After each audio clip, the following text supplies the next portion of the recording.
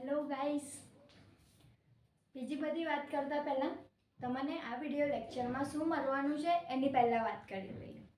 તો ધોરણ 12 science Gujarati medium physics, તો એમાં પહેલું ચેપ્ટર વિદ્યુતભારો અને વિદ્યુત ક્ષેત્ર, એમાં એક્ઝામ્પલના જે દાખલા છે, ઉદાહરણના દાખલા છે, એમાંનો એક ઉદાહરણ 1.8 જેમાં વિદ્યુત ક્ષેત્રને લગતા સૂત્રનો ઉપયોગ કરીને આપણે ગણતરી કરવાની છે. વિદ્યુત ક્ષેત્ર કોને કહેવાય છે, વિદ્યુત ક્ષેત્રની લાક્ષણિકતાઓ શું છે, એ બધું ઓલરેડી જોઈ ગયા છે. એટલે હવે એના બેઝડ ઓન જે દાખલા છે, ન્યુમેરિકલ્સ છે, એને જોવાનું શરૂ કરીએ. તો ચાલો તૈયાર છો, ખોવાઈ જઈએ ફિઝિક્સની દુનિયામાં. હવે જે આ દાખલો છે ઉદાહરણ 1.8નો, એ ખૂબ આઈએમપી એવો દાખલો છે. શા માટે આઈએમપીમાં જાય છે એક વખત ફરી જણાવી દઉં. અત્યાર સુધી જે આઈએમપી દાખલા આવ્યા હતા એમાં શું હતું કે 11માનો પણ કોન્સેપ્ટ હોય અને 12માનો પણ કોન્સેપ્ટ હોય. સેમ અહીંયા પણ એવું જ છે. 11માનો અને 12માનો બંનેનો કોન્સેપ્ટ ભેગો કરીને, બંનેના ઇક્વેશન્સ ભેગા કરીને ગણતરી કરીને આન્સર લાવવાનો છે. કઈ ગણતરી કરવાનો છે, કયા સૂત્રનો ઉપયોગ કરવાનો છે, એ હવે ક્વેશ્ચન વાંચીએ અને આગળ સમજીએ એટલે ખબર પડશે. તો પહેલા ક્વેશ્ચન વાંચીએ કે 10⁻⁸ કુલમ અને -10⁻⁸ કુલમ મૂલ્યના બે બિંદુવત વિદ્યુતભારો અનુક્રમે Q1 અને Q2 એકબીજાથી 0.1 મીટર અંતરે મૂકેલા છે. બે વિદ્યુતભાર છે, બંને વિદ્યુતભારમાંથી એકને Q1 અને એકને Q2 કીધેલું છે અને એનું મૂલ્ય 10⁻8 કુલમ અને બીજાનું મૂલ્ય -10⁻8 કુલમ. આ બંને વિદ્યુતભારોને એકબીજાથી 0.1 મીટર જેટલા અંતરે મૂકેલા છે, જેને આકૃતિમાં ઓલરેડી બતાવેલો છે. ક્વેશ્ચનમાં જે આકૃતિ છે, Q1 અને Q2 બે વિદ્યુતભાર છે, એકનું મૂલ્ય 10⁻8 કુલમ, એકનું મૂલ્ય -10⁻8 કુલમ. બંને એકબીજાથી 0.1 મીટરના અંતરે રહેલા છે. Q1 અને Q2 બંને એકબીજાથી 0.1 મીટરના અંતરે રહેલા છે. કહેતા કે 0.05 વત્તા 0.05 એટલે કે ટોટલ થશે 0.1 મીટર. હવે આગળ વાંચીએ કે તો આકૃતિમાં દર્શાવેલ A, B અને C બિંદુઓએ વિદ્યુત ક્ષેત્ર ગણો. આકૃતિમાં દર્શાવેલા A, B અને C બિંદુઓએ આપણે વિદ્યુત ક્ષેત્ર શોધવાનું છે. ટોટલ વિદ્યુતભાર બે છે. એક આકૃતિ આપેલી છે, લગભગ ટ્રાયેંગલ જેવી છે, અને આ ટ્રાયેંગલ પરથી એટલું ખબર પડે છે કે સમબાજુ ત્રિકોણ છે. કઈ રીતે? તો કે એક બાજુ 0.1 મીટર, બીજી બાજુ પણ 0.1 મીટર અને આ ત્રીજી બાજુ પણ 0.1 મીટર થાય છે. એટલે આ ત્રણ બાજુ માપ સરખા છે, એટલે એ સમબાજુ ત્રિકોણ તરીકે ઓળખાશે. હવે એ ત્રિકોણના ત્રણ શિરોબિંદુ કહીએ તો પણ ચાલે, કે એમાં એક પર Q1 છે, એક પર Q2 છે અને ત્રીજા બિંદુને નામ C આપેલું છે. આપણે બિંદુ A પાસે, બિંદુ B પાસે અને બિંદુ C પાસે વિદ્યુત ક્ષેત્ર શોધવાનું છે. હવે જ્યારે વિદ્યુત ક્ષેત્ર શું છે એ બધી બેઝિક વાત થઈ ગઈ હતી, ત્યાર પછીનો લેક્ચર કે વિદ્યુત ક્ષેત્રનું તંત્ર હોય ત્યારે શું વાત કરવાની, કઈ રીતે એને સોલ્વ કરવાનું. કહેતા કે સંપાતપનાનો નિયમ વિદ્યુત ક્ષેત્ર માટે આપણે જોયો હતો. સેમ એનો અહીંયા જ ઉપયોગ કરવાનો છે, કારણ કે જે મેઇન એનું સૂત્ર છે વિદ્યુત ક્ષેત્ર શોધવાનું, તે એક જ વિદ્યુતભાર માટેનું છે. અહીંયા ટોટલ બે વિદ્યુતભાર છે. જ્યારે પણ એક કરતાં વધારે વિદ્યુતભારો હોય ત્યારે બળ શોધવાનું હોય કે વિદ્યુત ક્ષેત્ર શોધવાનું હોય, તો આપણે સંપાતપનાનો સિદ્ધાંતનો ઉપયોગ કરીએ છીએ. તો અહીંયા પણ સંપાતપનાના સિદ્ધાંતનો જ ઉપયોગ કરીશું. હવે આપણે એ બી જાણીએ છીએ કે વિદ્યુત ક્ષેત્ર સદિશ ભૌતિક રાશિ છે. સદિશ ભૌતિક રાશિ એટલે કહેતા કે એને દિશા પણ હોય અને એનું મૂલ્ય પણ હોય. દિશા અને મૂલ્ય બંને કોઈ રાશિ ન હોય તો એવી રાશિને આપણે સદિશ ભૌતિક રાશિ કહીએ છીએ. વિદ્યુત ક્ષેત્ર આવી જ એક સદિશ ભૌતિક રાશિ છે, જેને વર્ણવવા માટે દિશા અને મૂલ્ય બંનેની જરૂર છે. દિશા અહીંયા જોઈ શકીએ છીએ એમ ક્વેશ્ચનમાં ઓલરેડી આપી દીધેલી છે. એ પાસેનું વિદ્યુત ક્ષેત્ર EA વડે દર્શાવેલું છે, બી બિંદુ પાસેનું વિદ્યુત ક્ષેત્ર EB વડે દર્શાવેલું છે અને સી બિંદુ પાસેનું વિદ્યુત ક્ષેત્ર EC વડે આકૃતિમાં જ ઓલરેડી દિશા સાથે આપણને આપી દીધેલું છે. હવે આપણે શોધવાનું શું છે? એનું ખાલી મૂલ્ય. તો આપણે મૂલ્યની વાત કરીએ. પહેલા એ બિંદુ પાસે આપણે વિદ્યુત ક્ષેત્રનું મૂલ્ય જોઈએ.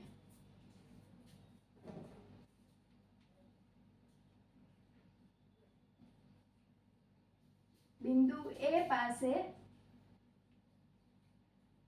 વિદ્યુત ક્ષેત્ર, એ પાસેનું વિદ્યુત ક્ષેત્ર શું છે? EA. તો માટે EA સદિશ ઇઝ ઇક્વલ ટુ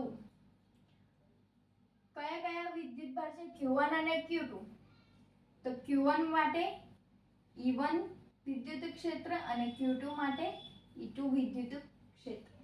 હવે પહેલા અહીંયા E1 અને E2 બંનેની દિશા જોઈ લે. ત્યાર પહેલા E1 અને E2 શું છે એક વખત ફરી જોઈ લે કે E1 Q1 વડે ઉત્પન્ન થતું વિદ્યુત ક્ષેત્ર છે અને E2 Q2 વડે ઉત્પન્ન થતું વિદ્યુત ક્ષેત્ર છે.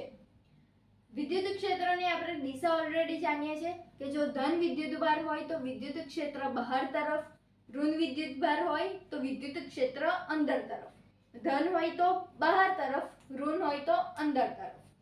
તો સેમ અહીંયા જોઈશું, પહેલો એક વિદ્યુતભાર ધન છે અને બીજો વિદ્યુતભાર ઋણ છે. તો ધન વિદ્યુતભાર માટે બિંદુ એ પાસે જોઈએ. ધન છે એટલે બહાર તરફ હશે, તો બહાર તરફ એટલે કે EA ની ડાયરેક્શન બહાર તરફ. અહીંયા માઇનસ છે, માઇનસ છે એટલે અંદર તરફ હોય, અંદર તરફ હોય એટલે કે એના તરફ. તો E2 ની ડાયરેક્શન પણ એ જ છે. E1 અને E2 બંનેની ડાયરેક્શન સેમ છે એટલે કે બંને એક જ દિશામાં છે, તો બંનેને પ્લસ મૂલ્ય તરીકે લઈ શકાય. જો બંને ઓપોઝિટ ડાયરેક્શનમાં હોય તો એક પ્લસ અને એક માઇનસ એવી રીતે ગણતરી કરવી પડે. બંને અહીંયા એક જ ડાયરેક્શનમાં છે એટલે કે બંનેને પ્લસ તરીકે આપણે લઈ શકીએ, એટલે કે અહીંયા પ્લસ E1 પ્લસ E2. જો કદાચ એવી કન્ડિશન ઊભી થાય, એક વખત ફરી જણાવી દઉં કે એક દિશા આમ તરફ હોય, એક દિશા એની બિલકુલ ઉલટી તરફ હોય, તો એકને પ્લસ એકને માઇનસ તરીકે લઈશું. એ હવે આગળ આવશે, પણ પહેલા આને સોલ્વ કરી દઈએ કે E1 અને E2 જે વૈજ્ઞાનિકો દ્વારા સૂત્ર આપેલું છે એ E is equal two KQ/R². તો અહીંયા પણ એને જ એપ્લાય કરીએ. E1 છે, સૌથી પહેલા EA સદિશ is equal two E1 Q1 વિદ્યુતભાર માટે એટલે કે KQ1/R² પ્લસ E2 બીજા વિદ્યુતભાર માટે એટલે કે KQ2/R² માટે EA સદિશ ઇઝ ઇક્વલ ટુ K ની વેલ્યુ જાણીએ છીએ, એ સાર્વત્રિક વેલ્યુ છે 9 × 10⁹. 9 × 10⁹. આગળ પણ 9, ઘાતમાં પણ 9. તેનું મૂલ્ય મૂકી દઈએ. 9 × 10⁹ Q1 નું મૂલ્ય 10⁻8. 10⁻8 છેદમાં R. Q1 અને બિંદુ A વચ્ચેનું અંતર 0.05, તો 0.05 અંતર અને એનો વર્ગ એટલે કે સ્ક્વેર પ્લસ ફરી K ની વેલ્યુ સાર્વત્રિક શું 9 × 10⁹ Q2 10⁻8. હવે અહીંયા મેઇન ક્વેશ્ચન એ થાય કે અહીંયા -10⁻8 છે અને ગણતરીમાં 10⁻8 લીધું. માઇનસ અહીંયા શા માટે અવગણીએ છે? તો એક વાત ફરી કરી લઈએ કે દિશા ઓલરેડી આપણે જોઈ લીધી છે કે બંને પ્લસ કઈ રીતે લીધા, એક જ દિશામાં છે, એટલે હવે બીજી ગણતરીમાં માઇનસને આપણે ગણતરીમાં લઈ શકીએ નહીં, કારણ કે ઓલરેડી આપણે દિશાની વાત કરી દીધેલી છે. એટલે હવે અહીંયા આ ગણતરીમાં Q2 ને 10⁻8 તરીકે જ લઈશું, એમાં માઇનસ લખવાની જરૂર નથી. છેદમાં R, તો R Q2 અને બિંદુ A વચ્ચેનું અંતર 0.05, તો 0.05 આખાનો વર્ગ માટે EA સદિશ ઇઝ ઇક્વલ ટુ, આની ગણતરી કરી લઈએ. 10 ની 9 ઘાત 10 ની -8 ઘાત એટલે 10 ની 1 ઘાત. 10 ની 1 ઘાત એટલે કે 10. 10 ગુણ્યા 9 90. 90 ના છેદમાં 0.05 નો વર્ગ. તો આન્સર 36,000. સેમ ગણતરી અહીંયા જ છે એટલે એનો આન્સર પણ શું આવશે? 36,000.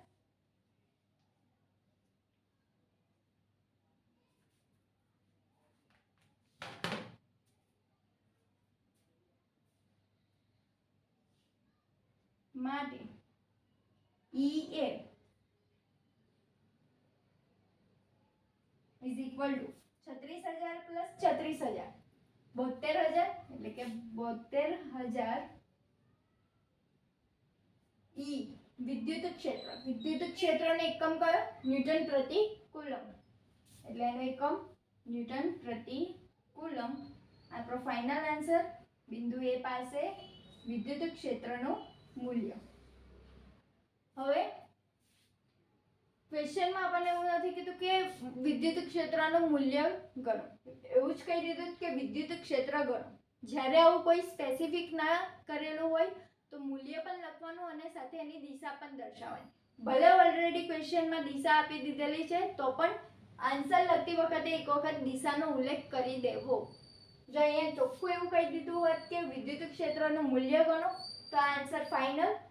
દિશા ના દર્શાવો તો ચાલે, પણ કઈ સ્પેસિફિક નથી દર્શાવેલું એટલે અહીંયા દિશા દર્શાવવાની જરૂર છે. તો દિશા ઓલરેડી આપી દીધેલી છે. કઈ તરફ છે? જમણી તરફ.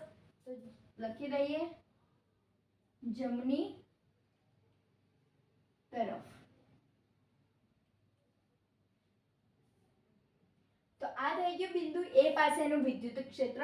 સેમ આવી રીતે બિંદુ B પાસે અને બિંદુ C પાસે એનું આપણે વિદ્યુત ક્ષેત્ર શોધવાનું છે. તો આપણે હવે એને શોધીશું.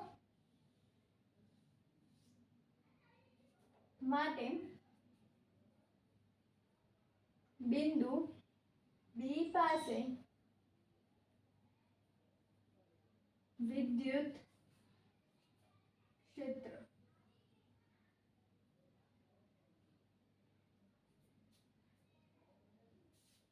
B પાસેનું વિદ્યુત ક્ષેત્ર શું છે? EB.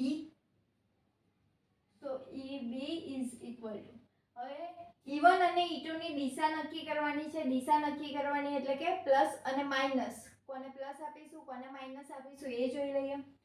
Q1 પોઝિટિવ છે તો આ બિંદુ પાસે પોઝિટિવ એટલે બહાર તરફ. બહાર તરફ એટલે આ તરફ E1. Q2 વિદ્યુત પર ઋણ છે. ઋણ છે એટલે કે નેગેટિવ, અને નેગેટિવ હોય તો અંદર તરફ. નેગેટિવ છે એટલે અંદર તરફ આવશે તો અંદર તરફ એની ડાયરેક્શન તરફ E2.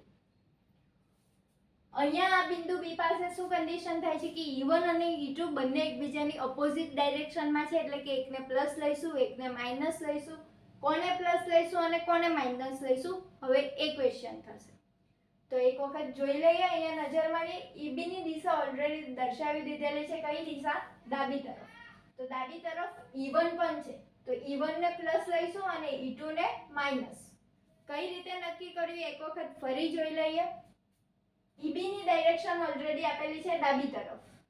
E1 ની ડાયરેક્શન B ડાબી તરફ અને E2 ની ડાયરેક્શન જમણી તરફ. EB તરફ E1 છે એટલે E1 ને પ્લસ અને E2 એની ઓપોઝિટ ડાયરેક્શનમાં છે તો E2 ને માઈનસ. સો E1 પ્લસ અને E2 માઈનસ એટલે કે પ્લસ E1 માઈનસ E2. હવે આગળની ગણતરી કરીએ. માટે EB સદિશ ઇઝ ઇક્વલ ટુ E1 એટલે કે Q1 upon R² minus E2 એટલે કે Q2 upon R². માટે EB B is equal to K ની વેલ્યુ સાર્વત્રિક કઈ 9 ગુણ્યા 10 ની 9 ઘાત 9 ગુણ્યા 10 ની 9 ઘાત કે Q1 10 ની માઈનસ 8 ઘાત છેદમાં r Q1 અને EB વચ્ચેનું અંતર 0.05 નો સ્ક્વેર માઈનસ કે સાર્વત્રિક 9 ગુણ્યા 10 ની 9 ઘાત Q2 માઈનસ 10 ની માઈનસ 8 ઘાત તો લેવાનું શું 10 ની માઈનસ 8 ઘાત r સ્ક્વેર r Q2 અને B બિંદુ વચ્ચેનું અંતર Q2 અને B બિંદુ વચ્ચેનું અંતર એટલે કે આટલું ડિસ્ટન્સ એટલે કે એમાં 0.05 વત્તા 0.05 વત્તા 0.05 વત્તા 0.05 વત્તા 0.05 એટલે કે 0.15 ટોટલ એ બંનેનું વચ્ચેનું ડિસ્ટન્સ હશે એક ડિસ્ટન્સ અહીંયાથી આટલું બીજો આટલું અને ત્રીજો આટલું ત્રણે ત્રણનો સરવાળો કરે તો Q2 અને B બિંદુ વચ્ચેનું અંતર મળશે એ અંતર કેટલું આવ્યું 0.15 તો અહીંયા 0.15 નો વર્ગ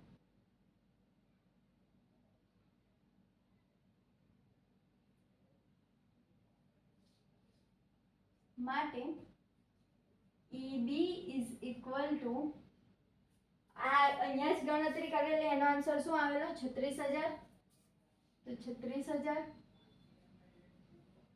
બીજાની ગણતરી તો કે 10 ની 9 ઘાત 10 ની માઈનસ 8 ઘાત તો 10 ગુણ્યા 9 90 ભાગ્યા 0.015 ભાગ્યા 0.15 એટલે કે 4000 આવશે માટે EB સદિશ is equal to 36000 ઓછા 4000 32000 તો 32000 અને EB એટલે કે વિદ્યુત ક્ષેત્ર બે બિંદુ પાસે તો વિદ્યુત ક્ષેત્રનો એકમ ન્યૂટન પ્રતિ કુલમ શું આટલો આન્સર ચાલે તો કે ના આ તો ખાલી મૂલ્યની વાત થઈ મૂલ્યની સાથે દિશા પણ દર્શાવવી પડે દિશા ઓલરેડી આપી દીધેલી છે કઈ ડાબી તરફ તો અહીંયા એક વખત એની દિશા પણ લખી દઈએ ડાબી તરફ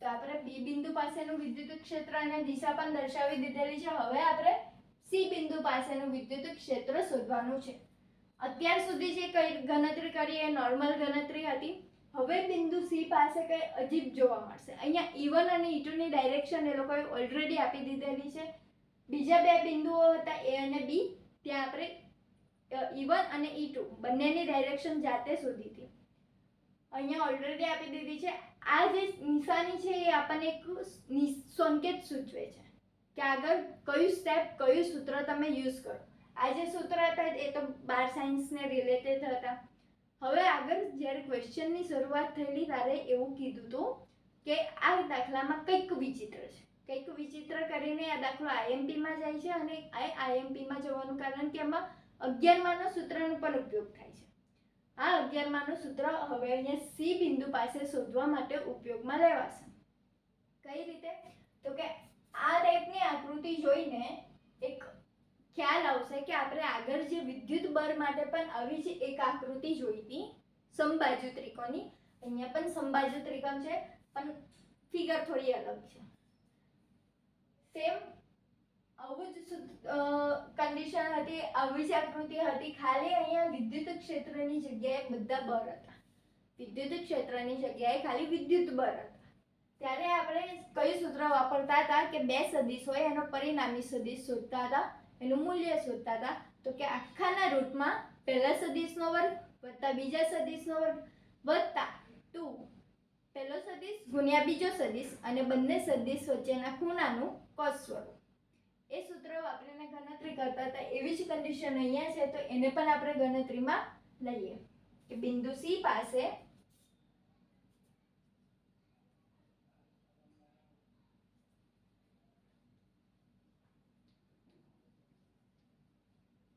વિદ્યુત ક્ષેત્ર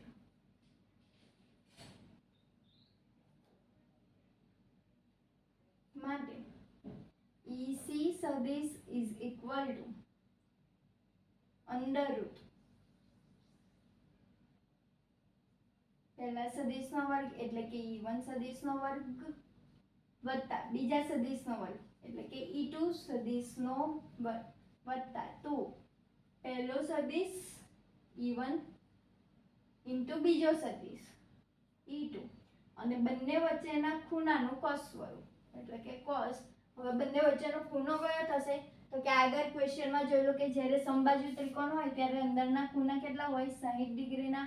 અંદરના ખૂણા 60 ડિગ્રીના હોય તેની જે બહારનો ખૂણો સંલગ્નનો બને તે ખૂણો 120 ડિગ્રીનો હોય. 160 માંથી 180 માંથી 60 ડિગ્રી બાદ કરે તો 120 ડિગ્રી આપણને મળતો હતો. એ 120 ડિગ્રી E1 અને E2 વચ્ચેનો ખૂણો છે તો બંનેનો વચ્ચેનો ખૂણો cos 120 ડિગ્રી. હવે અહીંયા મોસ્ટ ઇમ્પોર્ટન્ટ વાત E1 અને E2 બે છે. E1 એટલે કે Q1/r², E2 એટલે કે Q2/r². એના માટે Q1 અને Q2 તો બંને સેમ છે. બંને વચ્ચેનું અંતર r 0.1 એ પણ સેમ છે. સો K તો ઓલરેડી સેમ છે. K same, Q same, R same તો બંનેનું વિદ્યુત ક્ષેત્ર પણ સરખું. K same, Q same, R same તો બંનેનું વિદ્યુત ક્ષેત્ર કેવું આવશે એ પણ સેમ આવશે. એટલે કે એવું લખી શકાય અહીંયા કે E1 is equal two E2 કૌંસમાં E1 સદિશ ઇઝ ઇક્વલ ટુ E2 સદિશ માટે EC સદિશ is equal two under route E1 સદિશનો વર્ગ વત્તા E2 ની જગ્યાએ E1 તો E1 સદિશનો વર્ગ વત્તા 2 E1 સદિશ E2 ની જગ્યાએ ફરી E1 સદિશ તો E1 સદિશ cos 120 એટલે -1/2 અને cos 60 હોય તો +1/2. cos 60 +1/2 cos 120 -1/2. આગળ કેવી રીતે યાદ રાખેલું કે બે ડિજિટ હોય તો પ્લસ, 3 ડિજિટ હોય તો માઇનસ. cos 120 3 ડિજિટ એટલે માઇનસ અને વેલ્યુ 1/2. તો અહીંયાથી આ બે ઉડી જશે માટે EC સદિશ is equal two under route E1 સદિશનો વર્ગ વત્તા E1 સદિશનો વર્ગ E1 ઇન્ટુ E1 ત્યાર પહેલા પ્લસ માઇનસ માઇનસ થઈ જશે E1 ઇન્ટુ E1 બે વખત E1 નો વર્ગ E1 સદિશનો વર્ગ plus E1 square minus E1 square બંને સરખા છે એટલે બંને ઉડી જશે. તો બચ્યું શું માટે EC સદિશ is equal two under route E1 સદિશનો વર્ગ. હવે આપણે જાણીએ છીએ એ મુજબ કે વર્ગ અને વર્ગમૂળ ક્યારે એકબીજાની સાથે ના હોય એટલે કે બંને ઉડી જશે. તો બચ્યું શું EC સદિશ ઇઝ ઇક્વલ ટુ E1 સદિશ માટે EC સદિશ ઇઝ ઇક્વલ ટુ KQ1/r² માટે EC સદિશ ઇઝ ઇક્વલ ટુ K સાર્વત્રિક એની વેલ્યુ 9 × 10⁹ Q1 ની વેલ્યુ 10⁻⁸ છેદમાં r². બંને વચ્ચેનું અંતર 0.1 તો 0.1 નો વર્ગ માટે EC સદિશ ઇઝ ઇક્વલ ટુ 10⁻⁹ 10⁻⁸ તો 10⁻1 એટલે કે 10 × 9 90 ભાગ્યા 0.1 એટલે આવશે આન્સર 9000. તો 9000 ન્યૂટન પ્રતિ કુલમ જે વિદ્યુત ક્ષેત્રનો એકમ છે અને એની દિશા તો કે દિશા ઓલરેડી આપણને કઈ આપેલી છે જમણી તરફ તો જમણી બાજુ તો અહીંયા આપણે બિંદુ સી પાસેનું વિદ્યુત ક્ષેત્ર પણ શોધી લીધેલું છે બિંદુ એ પાસે બિંદુ બી પાસે અને બિંદુ સી પાસે ત્રણ બિંદુ પાસે વિદ્યુત ક્ષેત્ર શોધવાના હતા અને દરેકનો એક એક માર્ક એટલે કે ટોટલ ક્વેશ્ચન 3 માર્કમાં જાય છે ખૂબ આઈએમપી એવો ક્વેશ્ચન શા માટે આઈએમપી માં જાય તો કે પ્લસ કયા લેવાનું માઈનસ કયા લેવાનું અહીંયા 10 ની -8 ઘાત q2 માટે નેગેટિવ ના લેવાય છે અને આ જે સૂત્ર છે સી બિંદુ માટેનું તે આ બધા જે નાના નાના પોઈન્ટ છે એના લીધે આ ક્વેશ્ચન આઈએમપી માં જાય છે એક વખત આ ફરી ક્વેશ્ચન પર નજર મારી લઈએ કે બે વિદ્યુત ભાર છે q1 અને q2 બંનેના મૂલ્ય સેમ છે 10 ની -8 ઘાત કુલમ 10 ની -8 ઘાત કુલમ ફરક એટલો છે કે એક પ્લસ છે અને એક માઈનસ આકૃતિ આપી લીધેલી છે ઓલરેડી એમાં બિંદુ એ બી અને સી પાસેનું વિદ્યુત ક્ષેત્ર શોધવાનું છે તો પહેલા બિંદુ એ પાસે વિદ્યુત ક્ષેત્ર તો કે EA = E1 + E2 બંનેને પ્લસ શા માટે લીધા છે કે E1 અને E2 બંનેની ડાયરેક્શન સેમ છે આગળ એ બંનેના સૂત્ર મૂકીને ગણતરી કરી ફાઇનલ આન્સર 72000 અને એની દિશા કઈ ઓલરેડી આપી દીધેલી છે જમણી તરફ સેમ બિંદુ બી પાસે વિદ્યુત ક્ષેત્ર બિંદુ બી પાસે હવે એક પ્લસ લીધું છે અને એક માઈનસ લીધું E1 EB ની દિશામાં છે એટલે કે પ્લસ E2 એની ઓપોઝિટ ડાયરેક્શનમાં છે એટલે એ માઈનસ તો કે પ્લસ E1 માઈનસ E2 બધાની વેલ્યુ મૂકી ગણતરી કરી તો ફાઇનલ આન્સર 32000 ન્યૂટન પ્રતિ કુલમ એની ડાયરેક્શન કઈ છે ડાબી તરફ તો આન્સર માં ડાબી તરફ હવે બિંદુ સી પાસે વિદ્યુત ક્ષેત્ર બિંદુ સી પાસેની જેવી આકૃતિ જોઈએ એવી નજર સમક્ષ આવતા શું યાદ આવે કે આવી જ સેમ આકૃતિ આપણે વિદ્યુત બર માટે પણ જોઈતી આવો જ એક દાખલો હતો એમાં વિદ્યુત બર માટેનું શોધેલું તો એ જ સૂત્ર અહીંયા એપ્લાય કરતા કે પરિણામી સદિશ =